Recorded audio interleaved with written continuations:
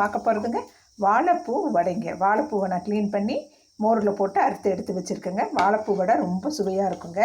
வடைப்பருப்பு ஒரு குட்டி டம்ளரில் எடுத்து ஊற வச்சு எடுத்து வச்சுருக்குங்க. ஒரு 3 மணி நேரத்துக்கு முன்னாடியே நான் ஊற போட்டுட்டேன். இப்போ இதை வச்சு நம்ம வடை ரெடி பண்ணலாங்க. இப்போ மிக்சியில் நம்ம பருப்பை போட்டுக்கலாங்க. வடைப்பருப்பு அவ்வளோ டேஸ்ட்டாக இருக்குங்க. சாம்பார் சாதம், ரச சாதம், புளிக்குழம்பு, வெரைட்டி ரைஸ் எல்லாத்துக்குமே இந்த வாழைப்பூ வடை ரொம்ப நல்லா இருக்குங்க. இப்போ நம்ம அந்த பட்டாணி பருப்பை போட்டுட்டேங்க. வடைப்பருப்பை நான் ஊற வச்சதை எடுத்து போட்டுட்டேன். இப்போ அதில் 1 ஸ்பூன் சோம்பு போட்டுக்கலாங்க. இந்த சோம்பு அவ்வளோ சுவை கொடுக்குங்க. அப்படியே 3 வரமிளகாய் போட்டுக்கலாங்க. அவங்கவுங்களுக்கு தகுந்த மாதிரி காரம் போட்டுக்கோங்க. நான் ஒரு பச்சை மிளகா போடுறேங்க. அப்புறம் இஞ்சி ஒரு துண்டு போட்டுக்கிறேங்க. பூண்டு ஒரு 4 பல் போட்டுக்கலாங்க. அப்புறம் பட்டை 1, கிராம்பு 2 போட்டுக்கலாங்க. அவங்கவுங்களுக்கு எவ்வளோ வேணுமோ அவ்வளோ போட்டுக்கோங்க. இதை நம்ம பல்ஸில் வச்சு அடிச்சுட்டு வரலாங்க. இப்போ என்ன பண்ணலாங்க, பல்ஸில் அடிச்சுட்டு வந்துட்டோங்க.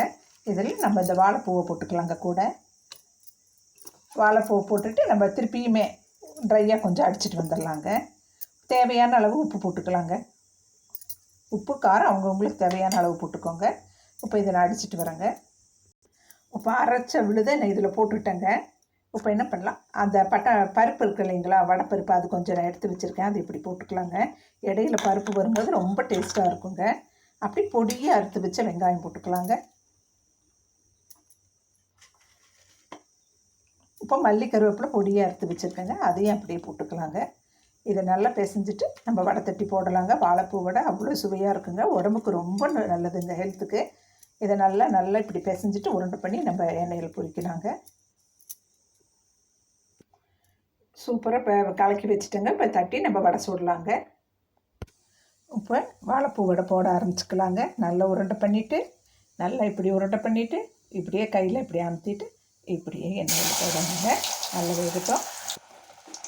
அடுப்பு சிம்மில் வச்சுக்கோங்க. எண்ணெய் நல்லா காஞ்சிடுச்சுங்க.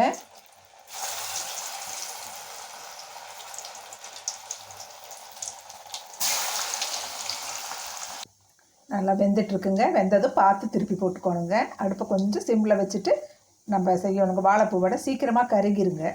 பார்த்து பொன்னிறமாக நம்ம பொரித்து எடுத்துக்கலாங்க. இப்போ சூப்பராக வடை ரெடி ஆகிடுச்சுங்க. நம்ம எண்ணெயை வடிகட்டிட்டு எடுத்துக்கலாங்க. எடுத்துகிட்டு பிளேட்டிங் பண்ணி பார்க்கலாங்க. சுவையான வாழைப்பூ வடை ரெடி ஆகிடுச்சுங்க. இந்த வடைப்பருப்பு போட்டு நம்ம பண்ணுறதுனால ரொம்ப டேஸ்ட்டாக இருக்கும். இதே மாதிரி நான் சொன்ன அளவுகளோடு நீங்களும் பண்ணி பாருங்கள்.